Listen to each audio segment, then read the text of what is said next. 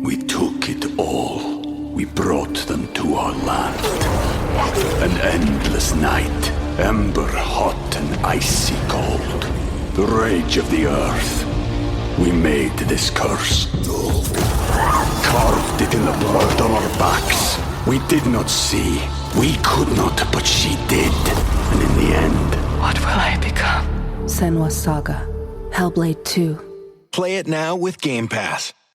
Hey everybody, this is Bob Book, host of Film and Whiskey. For the next couple weeks on the Film and Whiskey feed, you're going to be hearing from our friend Zach Johnston. Zach is the spirits editor for Uprocks.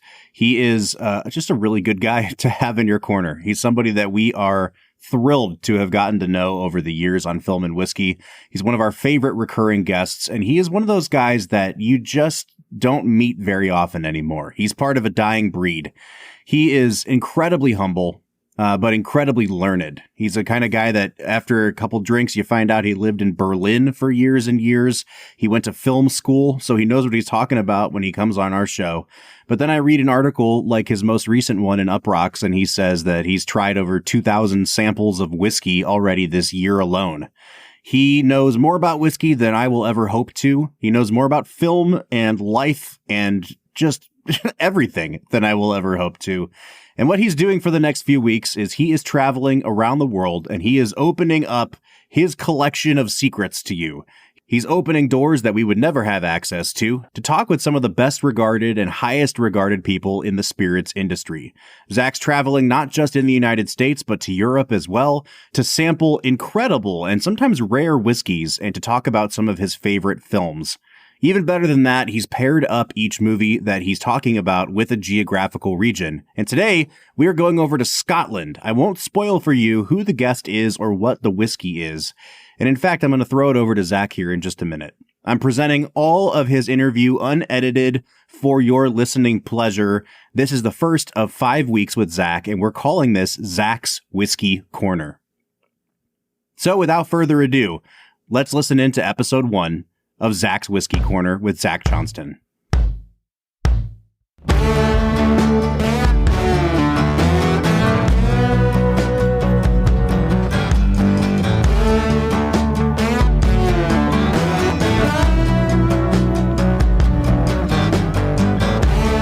Hello, everyone. This is Zachary Johnston. This is Zach's Whiskey Corner, part of the Film and Whiskey Podcast special December edition. And this is where I am talking through some of my favorite films and drinking beautiful whiskeys with those films. And I always have a guest with me to drink whiskey with me and talk about the film. And while this sort of limited series was meant to be about U.S. regions and the favorite films from those regions, we're taking a departure today and we're going over to Scotland to talk about one of my favorite directors, Ken Loach, one of my favorite all-time whiskeys, Mortlach 20, one of my favorite all-time people, Mr. Ewan Morgan, who is the luxury ambassador for Diageo whiskeys and an educator for luxury whiskeys at Diageo. Ewan, thank you so much for joining us. Well, thank you for having me, Zach. I really appreciate it. And I'm very excited to talk about this movie for multiple reasons, but we'll get into in a minute. And obviously to taste the delicious Mortlach 20 as we go through. Yes. And so, yeah, I just want to say to everyone listening out there, you and I have known each other for a little while now, working with Diageo malts and things like that. And, meeting up in New York to have a drink, meeting up in New Orleans to have a drink, but as you do in this industry. And there are a few people that can get you more excited about drinking great scotch than Ewan Morgan. So I'm very excited for this opportunity. Can you remember the whiskey I gave you in New Orleans when we bumped into each other? Yeah, it was a Talisker 44 and it was a Kelpie, right? Yeah, it was the Talisker 44 when we bumped into each other. Yeah. At someone else's party who can remain unnamed. Yeah, another industry shindig. Yes. Wow. Yeah. And that was a saving grace pour of that night for me, because that is, as you know, but to the film and whiskey fans out there, I'm a very old and deep Talisker fan, and that whiskey, phenomenal. Like one of the most beautiful whiskeys I think I've ever tasted in general, much less from Talisker. But as much as I'd love to go deeper on that, we need to get into our film. All right. And so for me, for film and whiskey fans out there, Ken Loach is a very, very, very working class focused director, English director. He's won several Palme d'Ors from Cannes. This film, The Angel's Share, actually won the jury prize at Cannes. He wrote it with his longtime collaborator, Paul Laverty, who he's been writing films with for literally decades. And the film follows a group of, I won't say petty criminals, but sort of like young criminals who are sort of like meet a Y in the road where they're either going to like become full-on criminals for the rest of their lives and probably have short lives, or try and get out of the slums of Glasgow and try to get out of poverty and try to do something more with their lives. Given that it's a Ken Loach film, it's all very real. It's all very visceral. It's all very sort of like cuts close to the bone. A lot of stolen shots of actual people. And it is a sort of film where you don't really see in the US film market that much. You just don't see American movies that are this close to the bone, mostly because Hollywood system desires money over anything else, whereas European system desires art and telling people stories, and they have, national film boards that support artists like this to tell these stories. So, Ewan, what's your initial thoughts of The Angel's Share? All right. So, full disclosure, I first watched it when it came out 2012, and then I did a refresher. I watched it just the other day, just to remind myself to see if there was any bits that I had missed. And there was bits that I had completely forgotten about. Okay. But to your point, you don't really see that kind of working class, very real style of film here. I suppose the closest you would get something like maybe Larry Clark or something like that, but that's kind of more like the kind of teen kind of angst kind of stuff, whereas this is focusing on people who are effectively kind of living their lives between the cracks and working class Glasgow. I used to live in Glasgow, so I know people who are like that, and they have a nickname, and they're called Neds, Neds, Ned. Okay, yeah. So the people, the protagonists in this are probably what we would classify as Neds, which some people say stands for non-educated delinquents. I don't know if that's true or not. I like to think that it is. But what are my thoughts on it? So I have a few. Factually, it's pretty good. Like the whiskey facts in there, we're going to talk about Charlie MacLean in a minute, but he was a consultant on this, and he's a great knowledge on all things whiskey and whiskey history. And that's how I first met him, actually, years ago. So factually, it's pretty good. And the whiskeys that they reference in there are pretty nerdy. At the beginning, they're drinking Springbank 32 on a kitchen table. And that's like a $6,000 ball of whiskey. So, the whiskeys in it are pretty nerdy. Factually, on other ends of it, I know they had to like make a movie in it, and it had to have like a bit of pizzazz and excitement to it. So like they reference Malt Mill Distillery in it, that the cask in it. I'm not going to give too much away about the plots, and I'm going to go through that. But there is no cask of Malt Mill in existence that we're aware of. We have a one sample bottle of New Make, which is at Lagavulin Distillery, but everything else in it from that distillery, which only ran from 1908 to 1962. And we could chat a wee bit about that as we go through this as well. But most of it went into Mackey's Ancient Age and also Whitehorse. So I actually have a bottle here from World War II that actually references Malt Mill on it. So yeah, so that's incredible. Yeah, they couldn't really find a kind of a single malt outlet for it because between us, the liquid wasn't deemed of a high enough quality to be released as a single malt. So they blended it out. So it's it is a very, very rare whiskey because there's no bottle in existence. So I know why they picked it, but it's a good film. I will say this, and this doesn't really spoil the story of it. The ending is slightly weird for me because most stories are supposed to have kind of this kind of moral compass, especially with Ken Loach. And then at the end of it, you find out that crime actually does pay. It pays, yeah. I mean, we'll get there, but your very on point with Ken Loach in that, you watch like The Wind That Shakes the Barley, or, Carl's Song, or even, his more recent stuff, Sorry We Missed You, and tends to be devastating endings, like true tragic real world consequences. Just like you leave the cinema and you're like, I need a drink. Yeah. This is a happy ending. And it, spoiler alert, the happy ending is crime pays. So let's take the journey there. So, all right. The film opens with our sort of, we were introduced to our lead, Robbie, who's in courts, and he's played by Paul Brannigan. And basically you get this introduction where the judge is reading off like who he is, and like his parents were drug addicts and he grew up on the streets and he's been in gangs and he's blah, blah, blah. And that's basically just Paul Brannigan's actual history, because Paul Laverty found Paul Brannigan in a like halfway house when he was doing research for the script so he could make like the dialogue sound correct for Ned's basically. Yeah. And finally got him to audition. And so that half like classical smile he has on his face is from when he was in a gang and got in a fight. Like, so this is a very visceral sort of real performance by somebody who was living that life. And you can see as the characters are sort of introduced in court, it has a verisimilitude to it. That's just something that Ken Loach is able to capture the magic of. And you kind of get a sense, and this is still the opening credits technically, where, these people, they're not murderers and like hardcore criminals yet, but all these people are very much on that road as, just a few more breaks. And you get that sense really on that first courthouse scene. Yeah. I mean, they set it up really well in the way that, he's kind of been living this life of like crime because he was born into that. And there's no real hope for a lot of people like that.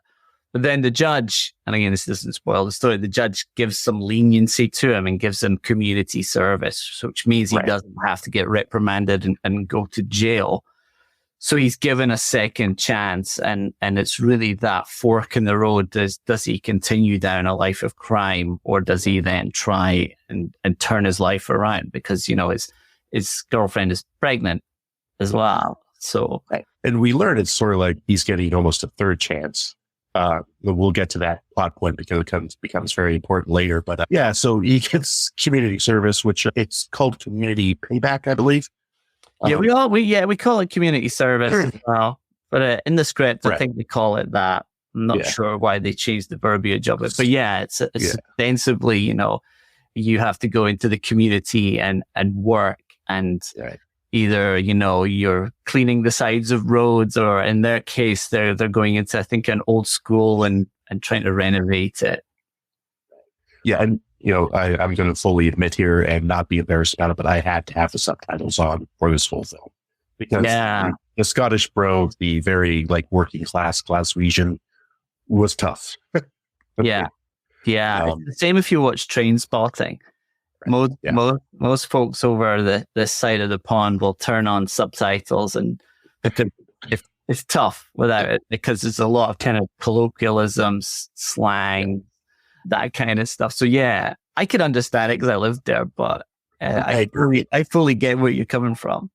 Yeah, and so for anyone who's going to watch this film on their own, don't be afraid to turn on those subtitles, people. It's totally okay. But so sort of the next, we jump right into the story after the opening credits, where we're introduced to Harry, who's the man who is in charge of everybody doing their community service, and he's checking people in. And of course, Robbie's late and has to like almost beg to get on the team because he doesn't want to go back to jail. And it's also the same day that Leone, played by Siobhan Riley, is having his baby.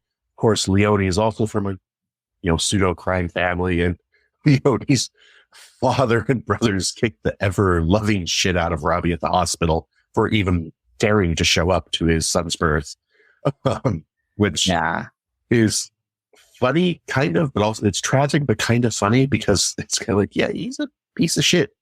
They don't want him there. And I can see Leone's father's and brother's point of view very easily. Yeah, even though they're part of a crime family themselves. Yeah. Yeah, there's a certain element of irony in there that, you know, they're successful gangsters, and he's Right. like street level kind of guy who they have no respect for and doesn't want their family being involved with him.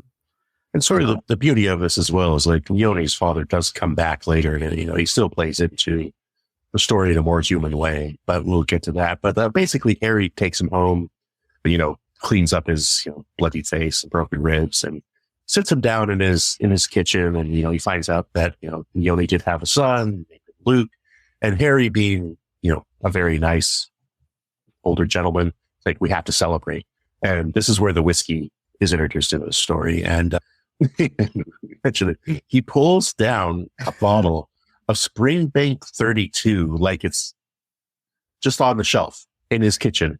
And like you said, that's like a 5-6 grand bottle of something amazingly rare. Like if you pulled that out when I was at your house, I'd just be like, you're not going to open that, right? Yeah. I actually went online to see if you could buy it here in the United States. I only found one retailer in Los Angeles who are selling it. I think they're selling it for $16,000 here in the US. But in the UK, you can pick it up for a thrifty like $6K. Thrifty $6K. But this is sort of the inciting incident. This is where Robbie first has a drink of real whiskey, and it seems like he's never even had whiskey before, because again, these kids, these young people are coming from such poverty that the idea of like going down to the pub and having a wee dram is just not in their reality at all. And so he of course thinks it tastes like dirt, and then Harry very kind of is like, no, give it time. He puts a little drop of water in there and open up, and sort of the film kind of moves on, where it's of course we know what the film's about. It's called The Angel Share. We all bought into the concept to watch it, but it isn't like Harry's not there to like drive it into him or anything. He just wants to celebrate, which is I found a nice scene. Yeah, I would say that the Neds, and it's alluded to in the film a few times. They actually reference it a few times in the film. They drink Buckfast, and if you've ever been to Scotland, then you will see Buckfast in many a store, liquor store, convenience store. And it's a fortified wine made by Benedictine monks in southern England, but it's only really in the kind of central belt of Scotland that young teenagers drink it. And it's full of caffeine. Its nickname is either Bucky or Buckaroo, and it's notorious. Yeah, that sounds very dangerous, especially when you said caffeine. Yeah. Like, and it was sort of, I guess, kind of like Mad Dog 2020, but with caffeine in it or something like that, or booze. Yeah, they're of the same ilk. Right. So after that, we sort of, luckily Robbie goes and meets his son, and Leone's like, kind of get your shit together, please. And basically the next scene is a big set piece where Harry, on their day off, because all of his nets were doing good work, he's taking them to a distillery as a special sort of visit, just to show them something nice in the world, which again, Harry seems like the nicest guy on the planet, basically. Like, he's truly devoted to, giving people who are down on their luck a chance. And so they go to Glengoyne. They go to Glengoyne, but inside is Deanston. So that works. Yeah, the mash tun that they walk around is Deanston, and then and then when they taste from the barrel, it's Deanston as well. Right. So yeah, there's a bit of a kind of a hodgepodge going on there. And weirdly, my friend Brendan used to run Deanston Distillery. In fact, the last time I was back in Scotland, I got a tour around there of it. Fascinating distillery, run by hydroelectricity as well, but the only distillery in Scotland that is. Right, that's fascinating. Yeah, see, we're learning. I had no idea Deanston was run by hydro. That's incredible. But this sort of set piece is crucial, because we kind of really, the gang comes together in this point where the character Mo, Jasmine Riggins, who we saw in the credits, was in court for petty theft. And then Rhino, played by William Rain, who's sort of like, I don't know, like big sort of blokey guy, like, but kind of like nice and jokey. And then Albert, played by Carrie Maitland, who's a very simple young man. I'll just leave it at that. And, He's Bud in Train Spotting. right. Yeah, he's the bud. Yeah, there we go. Yeah. And so, and it's there, there's a lot of this is played for comedy during these scenes too. They're talking about how cute the host is that's walking them around, and they're having a whiskey tasting and they don't know, they can't smell anything. But then also at the end of the scene, when they are having a whiskey tasting, you kind of see that they do kind of start taking it seriously. Like, Rhino and Robbie are actually saying things that they smell. Like, I think Mo says it smells like his dad's breath when he was a kid. And like Rhino says it smells like this old pup down at the end of the street. And Robbie says it smells like Christmas pudding his nan made once. And so it's looked like they're taking it kind of seriously, which is kind of cool at that point, Yeah, it's the first point in there that you really start to see like real whiskey vernacular come through, and them having this kind of like sensory awakening, I guess, where they're tasting the whiskey seriously for the first time. Because the first time you see Robbie drinking it is the Springbank 32, and he doesn't like it, even though it's a phenomenal whiskey. He didn't like it because his palate wasn't accustomed to it because he had been drinking other things up to that point. So it was a far departure in terms of flavor profile. But then you see them go to the distillery, and then they kind of have this kind of epiphany, I suppose. Yeah, and it's a nice thing because I feel like it is very indicative of things we've seen 1,000 times in our line of work, where people have that aha moment. Like, no, I do smell that Christmas cake from, my grandma's Christmas. And I do remember that. It's making me remember that pup from the end of the street and, when I was on that trip or wherever. And it's nice to see, because that is literally how it starts. Like, it isn't about, I'm getting, asparagus and Stilton cheese and all these like refined flavor notes. No, it's about finding those little memories and unlocking them through the profile. Yeah. And it's very honest, very real. I see that a lot with my job as well. People having those light bulb moments, and then they start to suggest things, and it's the first time that they've probably done it. So it's like the basic building blocks. It's like they get vanilla, it's a very common one, fruitcake, which they obviously reference in that film as well. And these things, and then you start to see them get more and more confident with it. And that's one of the things I genuinely love about my job, is where you start to see people getting excited about it, because they're not only discovering something new, they're discovering how evocative it is to them, and then how they describe it. And that's just the gateway for them. So many people at the end of the tastings and stuff that I do kind of walk away from it with a genuine new respect for whiskey, and also that thirst for learning, because they want to try other things, because they all taste, as they all taste so different. So it's kind of them kind of going down the rabbit hole, which is wonderful. Yeah. And so sort of building on that. So Mo, actually, because she's such a kleptomaniac, she steals a whole bunch of miniatures from the distillery. And obviously, Robbie's smart enough to hear the bottles clanking in her bag. And I love the line she gives when he calls her out before they get in the van. And she's just like, what? It's so easy in there. I couldn't help it. Yeah. And she's like, I don't even like whiskey. Do you want them? And instead, they go back to Robbie's, shithole apartment, and they do a whiskey tasting, and Robbie, Mo, Rhino, and Albert sit around, and Robbie's sort of leading the way because he got some books from the library, and they have a sort of like, you can tell that they do kind of care. Yeah. There's a pretty disgusting part of that as well. Yeah, that scene's capped off with a gag-inducing joke from one of Robbie's flatmates who, like, his flat is a shithole. Like, his bed is a small mattress on the floor with a lamp without a shade. His flatmate is an alcoholic to the point where he needs hair of the dog so bad he chugs the spitter from their whiskey tasting. And there's a scene before that sets that up to make it even more gag-inducing that we'll let the audience discover for themselves. Yeah. But this is sort of where, the the film sort of turns, right? So back to reality for Robbie. Like, yeah, it's nice. He went to a distillery and all this, but like, he's got a rival, another street gang of, young thugs led by this guy, Clancy, played by Scott Kyle.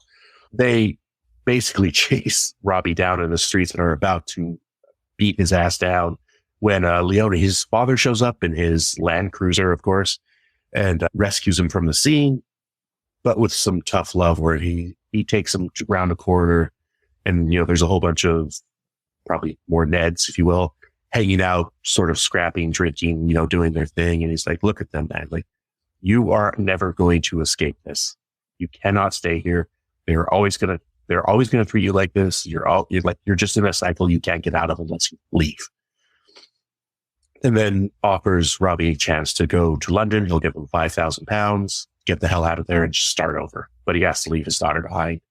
And it is a ridiculous proposition because, like, he doesn't want to leave his son and Leone behind, but also, like, it tells him something very important that comes up later. Is he is in a spiral he cannot get out of. It's too late for him in Glasgow. Yeah. Yeah, it's kind of like the Glaswegian version of Sophie's Choice, I suppose. Right. Yeah. Absolutely. Albeit less train stations and Nazis, but it's a tough decision for him. But ultimately, you see his fortitude come through, and he wants to stay with his girlfriend and his baby. So yeah, like, he can't compromise his what is ostensibly his wife, I guess, and his child. But that seed is planted correctly. Whereas, like, yeah, you want to keep them, but you can't stay here, bro. Right? Which I think he's smart to recognize as the story sort of progresses. And then, the whole back half of the film is kind of a fairy tale heist almost. But it's segued in when they all go to Edinburgh together on the trip, and then they end up at a whiskey tasting, and I feel like that's where it starts to kind of veer off.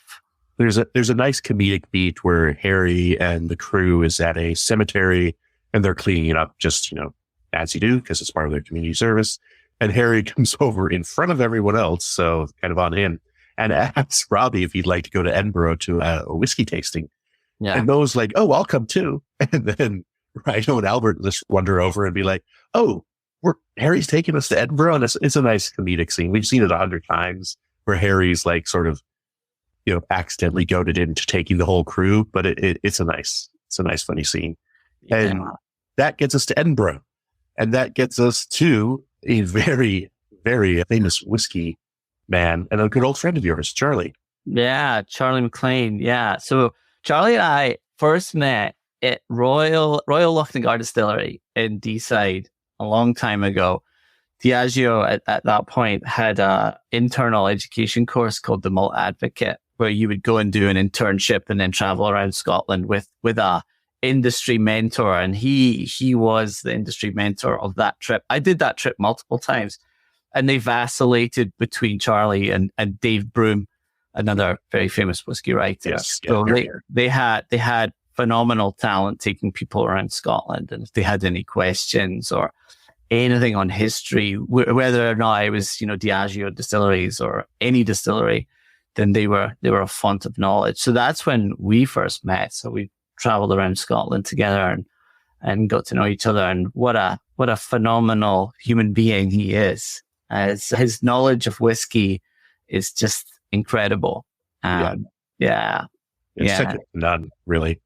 And that's why I sort of love this film as one of slice of life film, Ken Loach slice of life film, but also as a whiskey film, because it didn't cut any corners. Like, it got like the whiskey expert, in Charlie, to actually be in the film and to, consult on the film to make sure that, things were respected and done correctly in a way that still made sense to a casual viewer, right? And so it gives this film this sort of realism that it just draws you in more, and that's what I appreciate about it.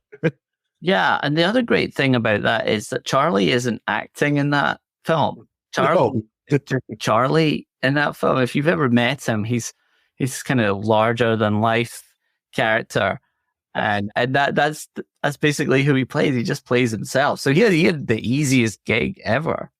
Yeah, where he just got up there and talked about whiskey.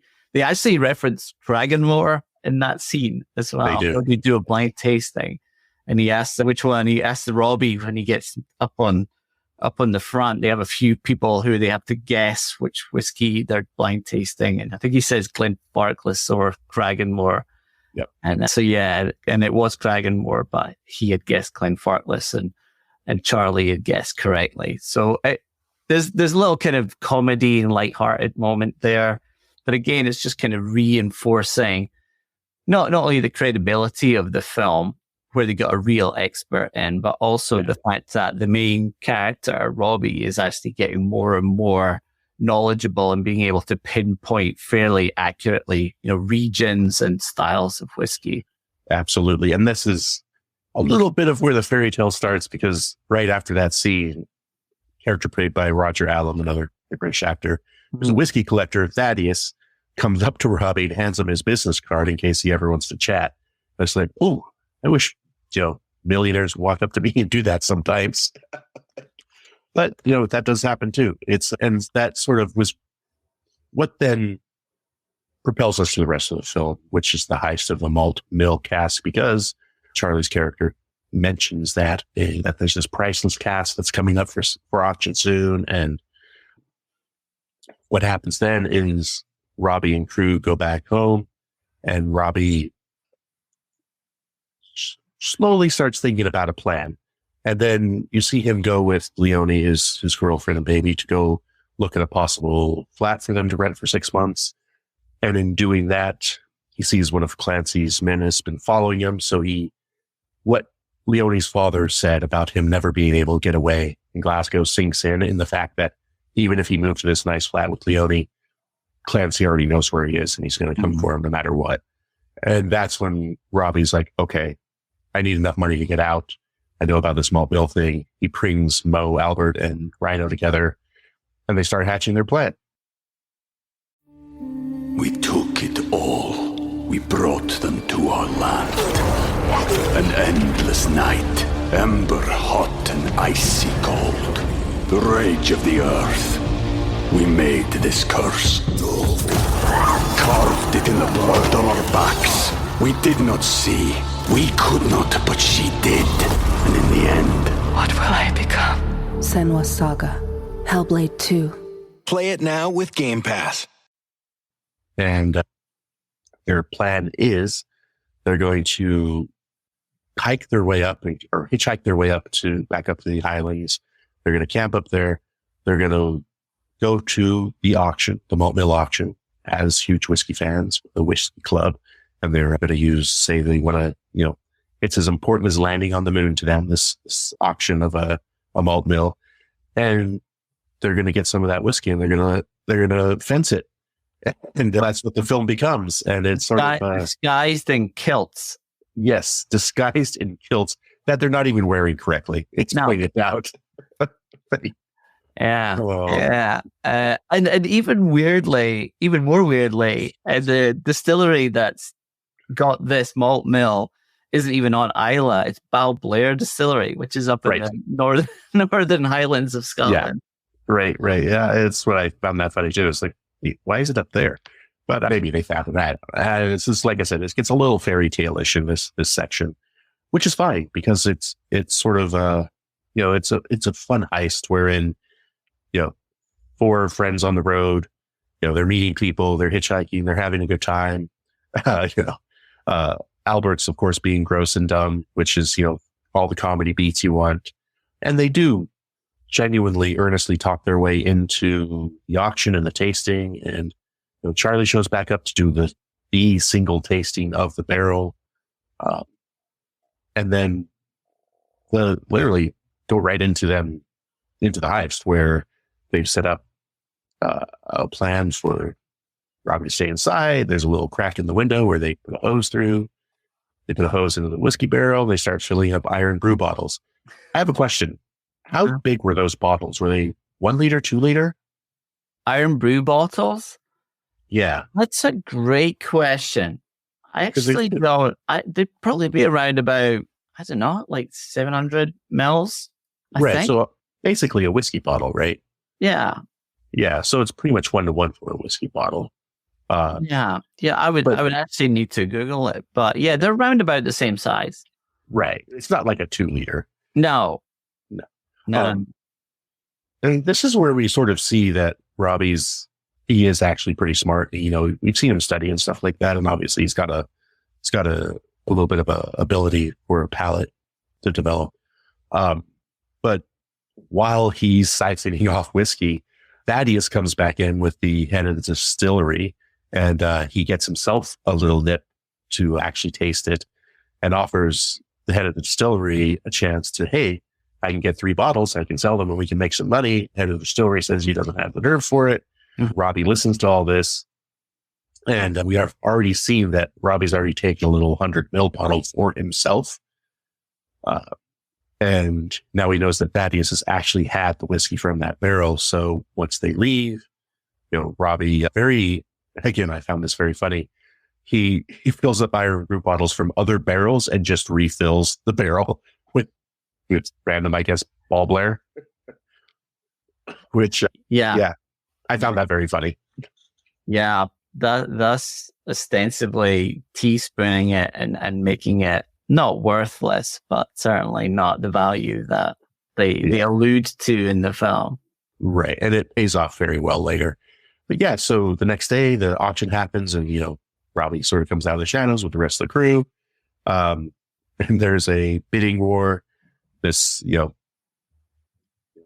dude from Boston ends up winning, or Connecticut, but he's got a Boston hat on, pays over 1.1 million. Of course, they open the barrel and this pays off wonderfully. Casey's like, oh, it's amazing, of course. And I feel like we've both been in situations like that as well, where, you know, somebody tastes a whiskey they're told is amazing, and of course it's amazing because they can prime for it. So you sort of see that in spades. Yeah, I found that whole scene quite interesting. It was like, I don't know why he took the guy into the warehouse just to give him a dram of it. I don't know what he thought was going to happen there, where he just thought it was going to end there, and he was doing the guy a kindness. But then, you know, he basically offers him hard cash for 3 bottles that he's going to then give to a collector, and you know, fair play to the distillery manager, where he says no. Yeah. But he's already there. Like, if you already brought him in, like, and you know this guy is like representing collectors, like, you gotta kind of know there's some dubious. Yeah, I know what they were trying to do. It was like a set piece of intrigue, and they wanted then Robbie to overhear what was going on, so he saw the financial opportunity. So yes, a little bit of convenience, but it works in a, like I said, a fairy tale sort of way. But yeah, then so Robbie very smartly tracks Thaddeus down at a bar, you know, sits down, direct, you know, no bullshit, pours him a little bit out of that 50 mil he took for himself. Thaddeus instantaneously knows what it is because he just had it the night before, and he makes a deal. And basically all Robbie and crew have to do is get home to Glasgow. And then the tragedy of Ken Loach sort of sinks in. It's not as, like, again, not as tragic as Ken Loach films, because I feel like had he been in a different mood, none of that whiskey would have made it. Yeah, on a scale of 1 to Loach, it was pretty low on the nihilism scale. Yeah, it was a 3 out of Yeah. So they basically cut back, and they're already back in Glasgow. You know, as soon as they're walking down the street, of course the cops stop them because they're known criminals, all of them, and they go through their bags and they, you know, pat them down, and then maybe you can speak to this, but they make the men show them their genitals and their butt underneath the kilt, and then it's, what is happening? Yeah. So there's this thing. in Scotland, if you're a true Scotsman, you don't wear underwear underneath your kilt.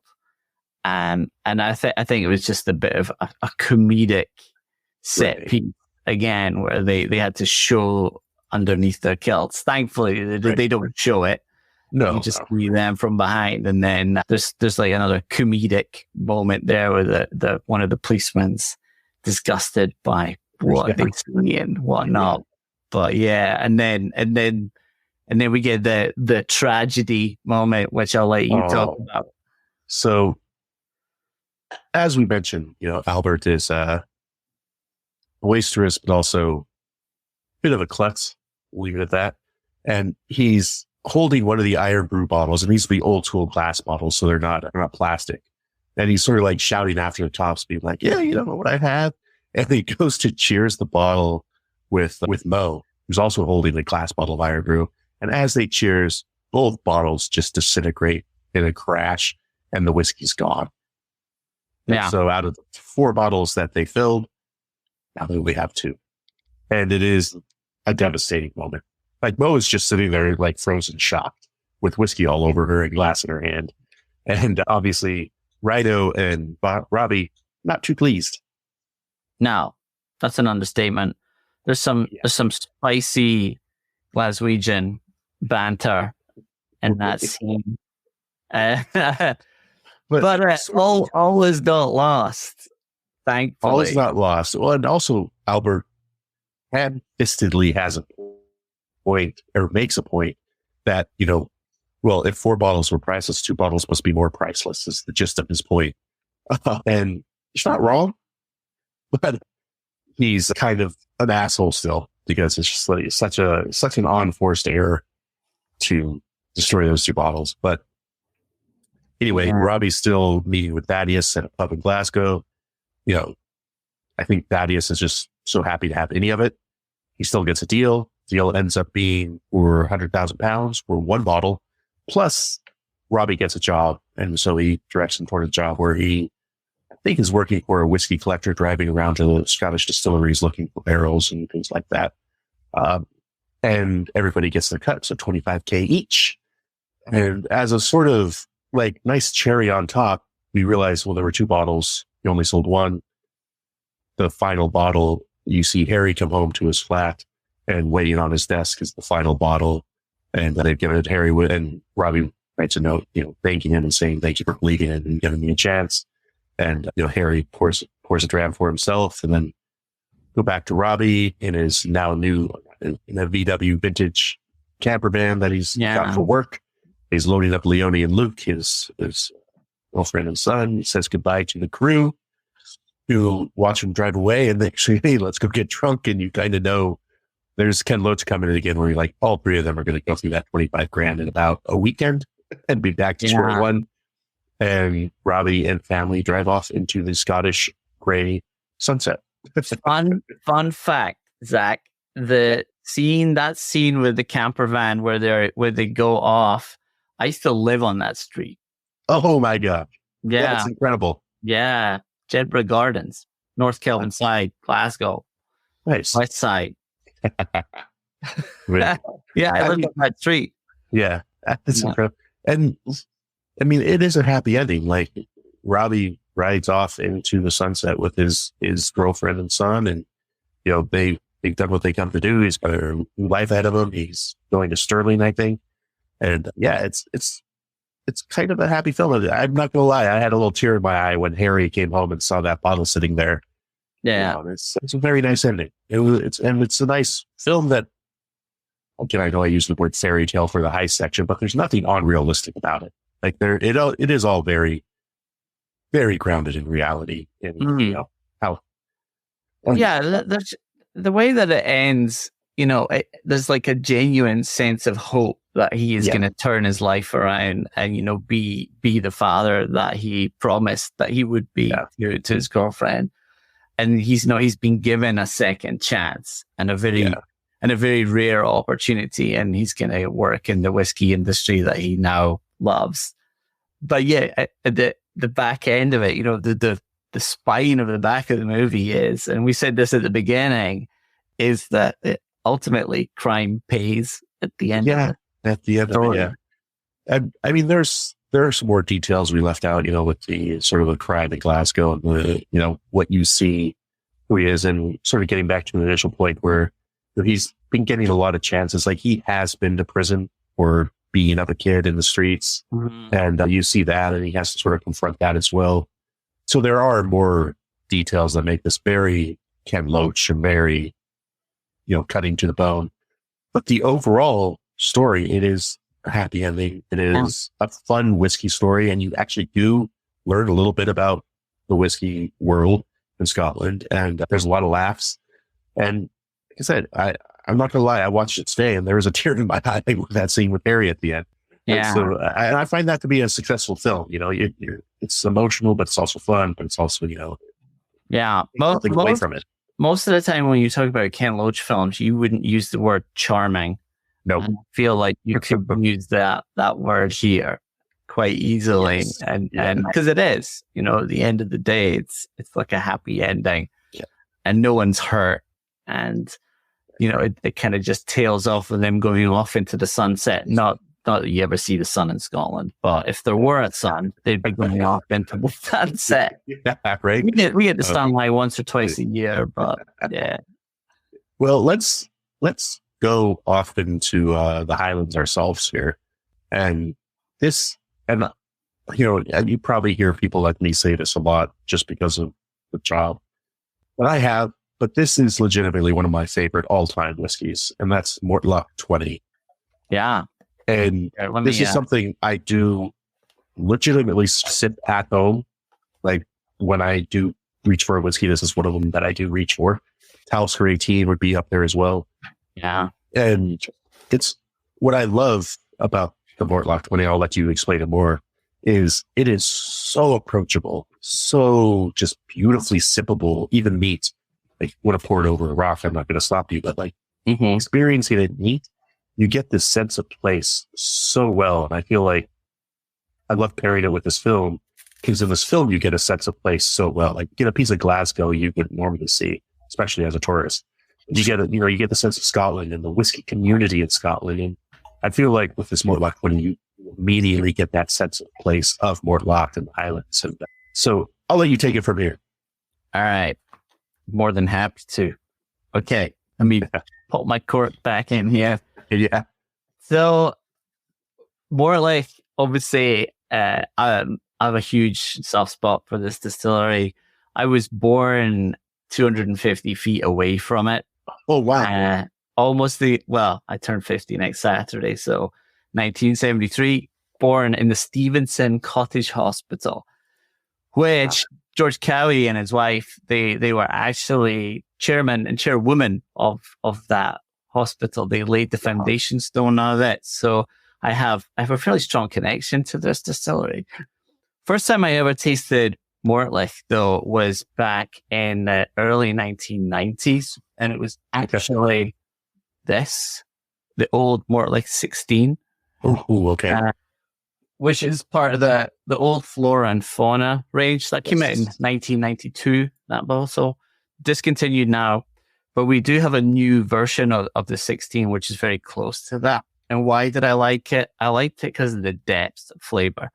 A lot of Speyside whiskies are lighter, more floral, orchard fruits, and they're obviously very delicious. But if you're looking for something with more kind of grip, more of sherry influence, because that 16 was all in first fill Oloroso sherry barrels, then you're going to get a little bit more of a tannic note to it, certainly more of a fruity note to it. Mortlach is also known for having a heavy kind of sulfury quality to it. And that comes about in different ways, but we do a very unique distillation at that distillery, which equates to 2.81. We don't really have enough time to go into the distillation, but ostensibly what we do is a double distillation on 2 stills, and we split wash on wash stills 2 and 3. First 80% goes into spirit still number 2. So that's like a quasi triple distillation. So we're producing a malty spirit, and we're producing a floral spirit. And then we have the wee witchy. And if people talk about Mortlach, they always reference the wee witchy. The remainder 20% of those 2 married up wash stills go into it. We do 2 dud runs, and then we do a third run where we're taking both heads and tails from those wash stills. And that produces the heavy, rich, almost umami, savory character. All go through traditional worm tubs. Those 3 different liquids are then married together, and that's what goes into barrel. So the math of it is 2.81 when you add it all up. Someone far more intelligent than me came up with that equation. So yeah, it's a very weird, unique distillery. We don't know where that concept came from. It was Alexander Cowie implemented it in 1896 when he took over the distillery when his father retired. And we have no idea where he got the concept from. None. Part of the reason is when he sold the distillery in the early 1920s, he destroyed all of his records. When he sold it to the Walker family. They loved that whiskey so much. They wanted to own the distillery. So they bought it. But yeah, he destroyed all of his records. We have a letter from 1936 with them bemoaning the fact that Dr. Cowie made an extraordinary decision to destroy all of his papers. So what a power move. Yeah, right? That created all sorts of chaos because he had been selling to Macy's prior to Prohibition. Once Prohibition finished, obviously the Walkers then owned it, and they went to Macy's to continue selling them whiskey. And they had no idea what the previous arrangements were in terms of how much they paid for it or anything like that, because Alexander Cowie destroyed everything, and he wouldn't tell them either. He lived right next to the distillery, and he still wouldn't tell them anything. So yeah, weird. What a wild story. So whiskey nerds love that. They love that kind of anarchy that went on there back at that time in whiskey when, you didn't do those kind of things. It was all like a business deal was a business deal, and there was a lot of formality to it. So to have him like sell it to them and then destroy all the records was extremely unusual. But today we have 3 main expressions for Mortlach here available in the United States. So there's a 12, 16, and the one that we're going to taste, which is obviously the 20. The 12 is actually in a combination of ex-bourbon and sherry. The 16 is all first fill sherry. The 20 is also all sherry, but we're using some refill as well as first fill in here. So what are we going to see here? Well, it's got that quintessential DNA of Mortlach, which is that heavy, rich umami note. But then there's a little bit of red berry. And that's one of the other things. Yeah. If you ever like blind taste or blind nose and taste Mortlach, then if you get that kind of almost like red berry, like tartness on the nose, that's one of the biggest tells for me if I'm ever doing a blind and then I come across Mortlach. There's always that little bit of red berry in there. There's a little bit of a spicy note. There's a little bit of almost like a bergamot aromatic citrus note that comes through for me. And then at the back end of it, it's that sherry, it's that Oloroso punch, that fruitcake richness that's coming through from it. It's almost like there's this lobby to it. Like it isn't overly sweet. Yeah. So that umami actually comes through mainly on the wee witchy, but also because of the fact that we're using traditional worm tubs. So you've got less copper contact, and copper works as a purifier. And the more copper contact you get, the lighter and brighter the spirit is. So the more dense the flavors are. And there's chemicals called mercaptans. And not to get nerdy, but I'm going to get nerdy. And you're going to get chemicals like dimethyl and trimethyl disulfide, and they have a kind of heavy, meaty, sulfury note to them. Yeah. And that's where that umami comes from. And if you taste Old Ben Rinnes, if you taste Dalyuan from Speyside, you're going to get the same kind of umami effect. In fact, when we just released Johnny Walker umami, Blue Label umami, and it's got both Ben Rinnes and Mortlach in it. And that was going to give that kind of meaty, umami, savory characteristic to it. So on the nose and on the palate, it's actually quite different. Whereas you've got that kind of that bergamot, that red berry, and then obviously that slight kind of spent match sulfur. But then on the palate,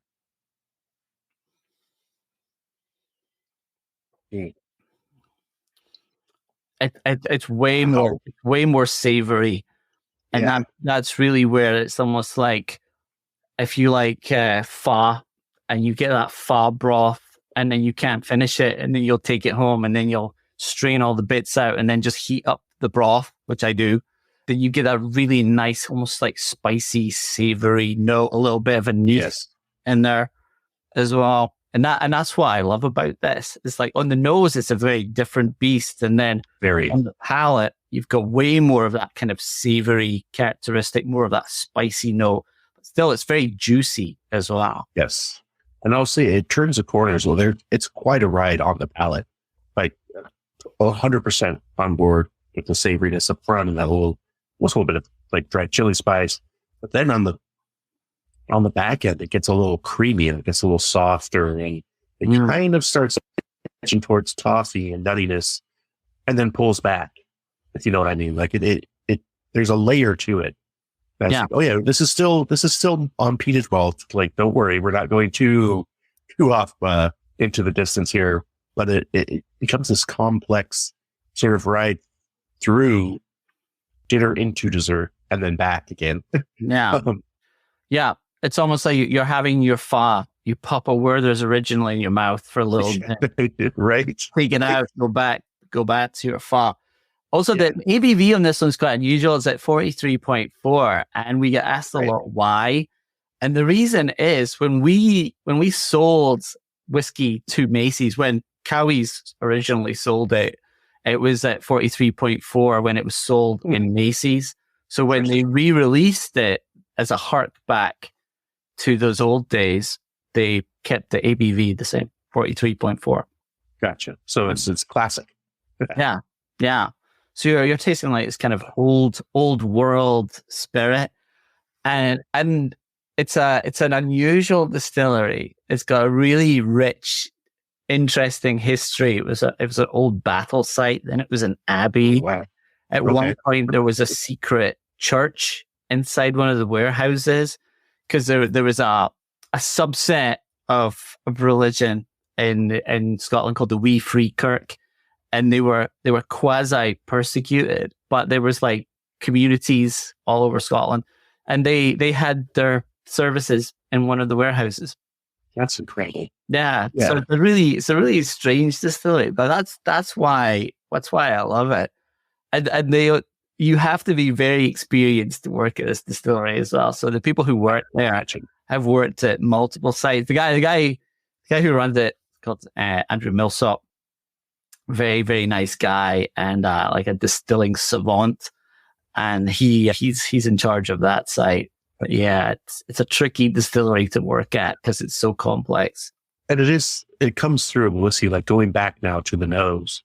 I get this sort of sense of almost like a warehouse floor where like the straw has been packed into the clay, and like you get this like sense of old, not must, but like the barrel houses, but they're like an old sherry barrel house, honestly, where there's that tart fruit is there, but also the sort of like Christmas cakes are there, and you get this combination of, you know, the lighter sherries and the older, darker sherries, and it all sort of is coming together with this bit of malty base. And again, some people actually make a comparison between this and old Jamaican pot still rum, where you've got that kind of funky note behind it.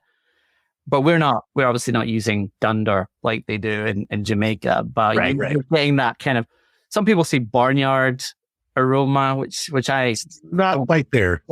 It's like the nicest way of explaining it. But there's like an old oaky dustiness to that. Yeah, exactly. It's definitely not in the barnyard. I can see where people will go that direction. Yeah, like I said, like that straw pounded in the clay into a floor, but it's not funky. It's just, and it's not musty. Like it's not. It doesn't feel like it's like got, you know, that black mold you get from a barrel house or anything. It's just like this subtle vibe, like you're walking through an old warehouse drinking a really, really good glass of whiskey. Yeah. Yeah. And then taking the second sip, again, that complexity really just comes through. And again, I can't overstate the creamy end, and you get this little whispering vanilla in the end, and it's sort of like kind of telling you where the barrels were, which barrels were involved here. But it's just such a nice, and at the very, very, very end, I get this almost like it's not star fruit, but like something where little tiny bit of like a sharp savory fruit. And it's such a nice journey to go on. It really is beautiful. And every time you go back to it, you'll pick out something else as well. Yeah, for sure. Like every time I come to this, I'll pick something else. And that last sip I got a little bit of kind of tiramisu. There was a little bit of like chocolate, a little bit of espresso, but then there's that creaminess in there. I can see that 100%. Especially again, I keep going back to that creaminess that you get to. It's just so nice. And a little bit of espresso for sure. It's really phenomenal pour of whiskey. To the Film and Whiskey listeners, if you're still here with us, thank you, first of all. But, this is a premium product. Will have a premium price. However, you do see this on shelves in liquor stores around the country. It's not something that is impossible to find. So, and just to let you know, in our last episode, we sampled a very rare release that only, there's only like 2,000 bottles a year, and that's it. And if you don't get it, you don't get it. This is findable. It's got a price tag on it, but it is findable. And so, since this is the holiday season, this is the sort of bottle that would be an amazing gift to a whiskey lover because of all the history that you had just mentioned.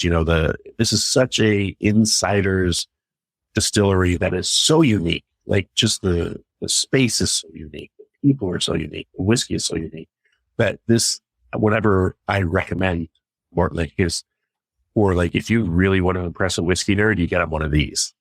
Yeah. Yeah. It definitely sits in that wheelhouse of immediate credibility. Yes. Where if you give them Mortlach, then they're like, oh wow, because they're used to getting lots of other like more readily available whiskeys, and you give them something like Mortlach, and it's a cult favorite for sure. Absolutely, and it lives up to that cult hype. This is one of those whiskeys that you can go back to again and again, and you'll find more nuance, more depth, more beauty. And I'm so glad we got to drink this together. So let's give our final thoughts. I'm going to give you my final thoughts on the whiskey. A+. What did you think of the movie? I liked it like I said at the beginning, for multiple reasons, but also nostalgia, because I lived in Glasgow for a long period of time. So like, seeing places that I saw on a day-to-day basis made me a little bit homesick. But it was really nice to see, and then they obviously show the beauty of the Scottish landscape in there as well. But at the bottom line of it, it's a movie with like genuine hope, and I suppose that's like the underlying message, is that there's always hope, because it starts off with desperation, and there's no hope, and then he sees this kind of window of opportunity. And at the end of it, you've got this really nice way that they kind of tail off. And like I say, they drive off to a new life, and it's all because of whiskey ultimately. Yeah. So absolutely. I really like that. Yeah. And, I remember seeing this film back in 2012 in the theater, and I'm really, really feeling moved by it. And of course, having known Ken Loach, it's nice to see him have a happy ending to a film. But it is that sort of thing where I feel, to our American film listeners out there, if you don't know Ken Loach, it's really worth, going back and watching, The Word Shakes Barley, or, a number of his films. He's been making movies since the 60s, everybody. There's a lot out there, and they are politically motivated. They are looking at, impoverished people in the world and their struggles in a very realistic way. I think, like, if you look at American filmmakers, like maybe Sean Baker sort of does that with his, Florida Man films, and a little bit of Alexander Payne, but even then it's not that cutting as Ken Loach's films are. And if you do watch The Winter Shakes Barley, you get to see a very fresh-faced Cillian Murphy. That's a great movie. Yeah, that's you want to talk about an ending. Oh, yeah. Not spoiler, but not to spoil it, but wow. The same feel-good movie ending as we do see in this Angel's Share.